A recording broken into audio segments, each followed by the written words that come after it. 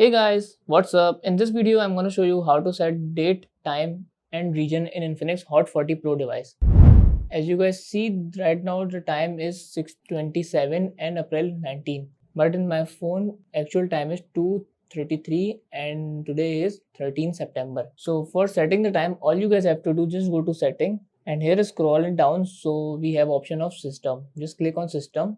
After that, we have option of date and time. Just tap here and this is a window from where we can set date, time and region. So just go to date and the date is September 13.